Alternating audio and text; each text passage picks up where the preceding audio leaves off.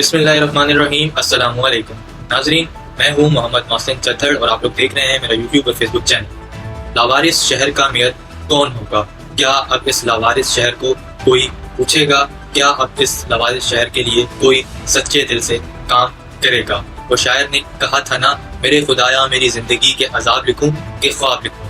لاوارث شہر کراچی کے حوالے سے کچھ اہم تفصیلات ہیں کہ کراچی کا میئر کس کو بنایا جائے گا۔ آنے والے دنوں میں کراچی کا میئر پیپلز پارٹی سے ہوگا، پی ٹی آئی سے ہوگا یا جماعت اسلامی سے ہوگا۔ ایسی کچھ اہم تفصیلات ہیں وہ آپ لوگوں کے ساتھ شیئر کرتے ہیں۔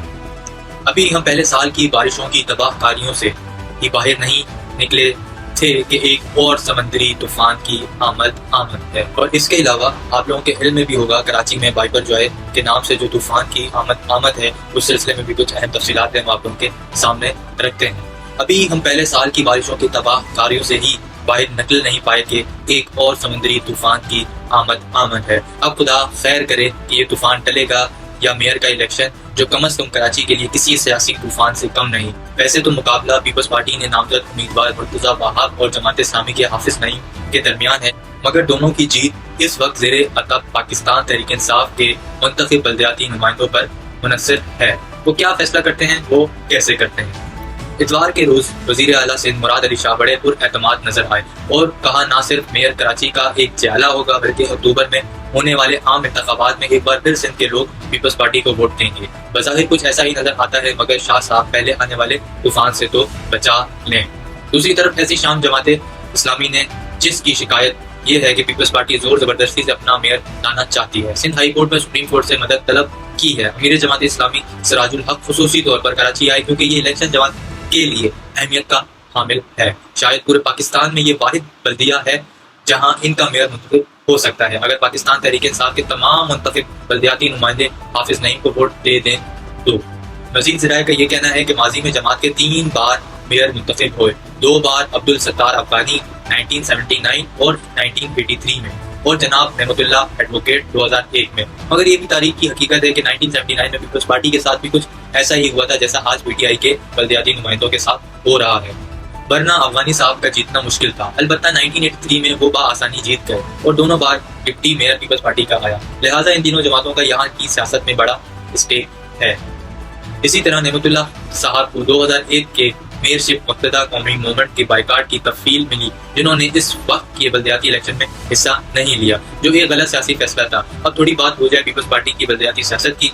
اس میں کوئی شک نہیں کہ ایم کیو ایم کے ساتھ 22 اگست 2016 کے بعد جو ہوا، اس سے شہر سندھ کا سیاسی توازن پیپلز پارٹی کے حق میں چلا گیا، اور پہلی بار شہری سندھ کی بلدیاتی قیادت ان کے ہاتھ آنے والی ہے، جس میں حیدرآباد میں خاص سکھر نواب شاہ شامل ہیں۔ پیپلز پارٹی پہ تنقید اپنی جگہ، مگر کسی دوسری سیاسی جماعت نے اندرون سندھ جا کر کتنا سیاسی مقابلہ کیا ہے؟ جماعت اسلامی ہو یا 29 سال پرانی تحریک انصاف یا مسلم لیگ نون، رہ گئی بات قوم پرست جماعتوں کی تو بدقسمتی سے یہ صرف ریاست کے ہاتھوں استعمال ہوئی ہیں۔ مزید ایسے میں افسوس یہ ہوتا ہے کہ اتنی مضبوط پوزیشن میں ہونے والی، برسوں سے برس اقتدار میں رہنے والی جماعت ہونے کے باوجود سندھ کا اتنا برا حال کیوں ہے؟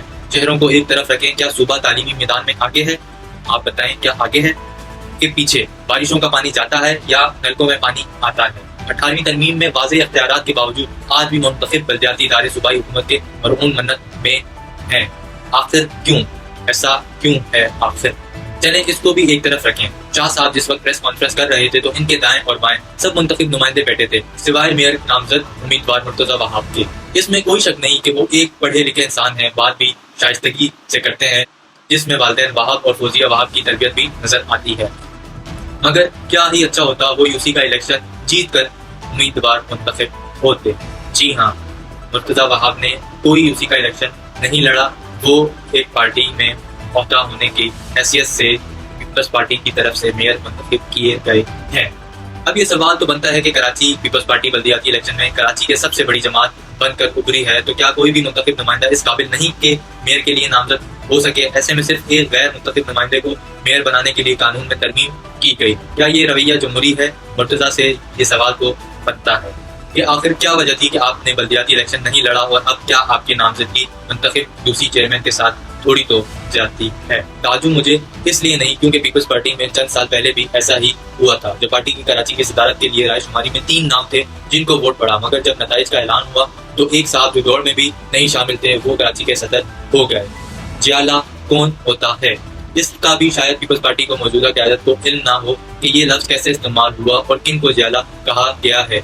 یہ جنرل ضیاء الحق کے دور میں پھانسی چڑھ جانے والے، خود سوزی کرنے والے، گھوڑے کھانے، شاہی قلعہ کی اذیت سہنے والوں کے لیے اس زمانے میں پہلی بار استعمال ہوا، یعنی وہ جو جان دینے کے لیے تیار رہتے ان کے لیے استعمال ہوا تھا۔ اب مرتضیٰ کا مقابلہ ہے جماعت کے جیالے، اور آپ انہیں جماعتی بھی کہہ سکتے ہیں۔ جی حافظ نعیم الرحمان صاحب، حافظ نعیم سے جنہوں نے پچھلے چند سال میں خود کو ایک انتہائی محنتی اور محترم سیاسی کارکن بنوایا اور جلد کراچی شہر میں جماعت کی پہچان بن گئے۔ دوسرا 2016 میں مقتدہ کو ریاستی طوفان بہا کر لے گیا، جس کو حافظ نعیم نے پر کرنے کی کوشش کی، اور بارشوں میں شہر کے حالات اور تباہی نے بھی انہیں فائدہ پہنچایا۔ مزید یہ کہ مگر ان دونوں جماعتوں کے درمیان آئی پی ٹی آئی 2018 میں 14 MNA اور 25 MPA جیت گئے، جس کا خود انہیں الیکشن کے دن تک یقین نہیں تھا۔ البتہ حال ہی میں ہونے والے بلدیاتی الیکشن میں انہیں نشستیں ضرور مل گئیں کہ کراچی کا میئر جو بھی منتخب ہوگا وہ پی ٹی آئی کی وجہ سے ہی ہوگا، چاہے وہ ووٹ کی صورت میں ہو یا نوٹ کی صورت میں یا لاپتہ ہونے کی صورت میں۔ اگر 9 مئی نہیں ہوتا تو شاید ان کے معاملات خاصی بہتر ہوتے۔ اب دیکھتے ہیں کہ اگر الیکشن ہو جاتے تو پی ٹی آئی کتنے منتخب نمائندے آتے ہیں اور کتنے لائے جاتے ہیں۔ اچھی بات تو یہ ہے کہ ووٹنگ اوپن سے سیکرٹ بیلٹ کے ذریعے نہیں ہو رہی۔ رہ گئی بات لواری شہر کراچی کی، تو بھائی کوئی بھی آ جائے بے اختیار میئر ہوگا۔ ایسا کیوں؟ کیونکہ سیاسی، مالی اور انتظامیہ اختیارات تو بہرحال صوبائی حکومت کے پاس ہی ہوں گے۔ یہ وہ لڑائی ہے جو کسی نے نہیں لڑی، لہٰذا کراچی کی کنجی جس کے بھی ہاتھ آئے گی اس کا اختیار 34% شہر پر ہی ہوگا۔ جس ملک کے معاشی حق کا حال یہ ہو تو اس ملک کی معیشت کیسے ٹھیک ہو سکتی ہے؟ یہ تھی کچھ اہم تفصیلات لاوارث شہر کراچی کے میئرشپ کے حوالے سے۔